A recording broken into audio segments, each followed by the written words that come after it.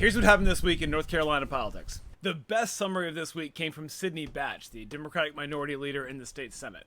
Yesterday was a show. She's right about that. This week, our state lawmakers came to Raleigh for 2 days of work, and then they left town again, and they won't be back until late October. Nothing says nose to the grindstone like taking a month off between working sessions. Before going back on vacation, our state lawmakers did pass some important stuff this week. One was a new crime bill, and this bill wasn't all bad. There was some reasonable, common sense stuff in it, and there seemed to be real bipartisan consensus until, at the very last minute, Republican leaders inserted a new provision ordering new execution methods, including the electric chair and firing squads if necessary, and that prompted a big walkout by Democrats in the state Senate. After they did that, those same lawmakers gave Republican Congressman Brad Knott's dad a cushy paid appointment gig at the State Property Tax Commission, so I wonder who got what for that. But behind all that flashy stuff, our state legislature is still deadlocked on basic governance issues facing the state. For example, widespread cuts to Medicaid will go into effect next week because Republican leaders refuse to agree with each other. Now, this part is bonkers, so stick with me for a minute. There are about 3 million North Carolinians who rely on Medicaid for their health care, and that Medicaid system needs funding.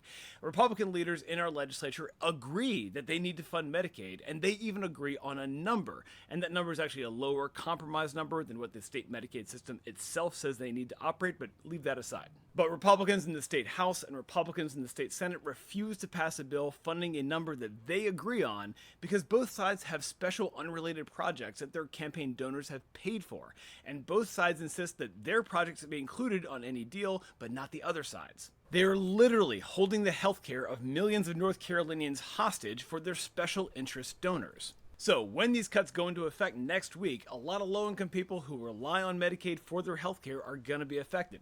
Take Alamance County, for example. 58,000 people on Medicaid, 27,000 of those are children. Surely their representatives are working on a solution on this, right? I regret to inform you. Actually, Amy Galey, the Republican state senator from Alamance County, is fine with health care cuts, because what she's focused on is trying to defund Planned Parenthood. Welcome to North Carolina politics. These guys also did not pass a state budget this week, so it's looking like they may not pass one this year, which is pretty incredible. This week makes 1 year since Helene hit western North Carolina, and our hearts are with the mountains. Do yourself a favor this fall, get out there, support our neighbors, and support leaders who are helping them rebuild. Stay safe, and have a great weekend.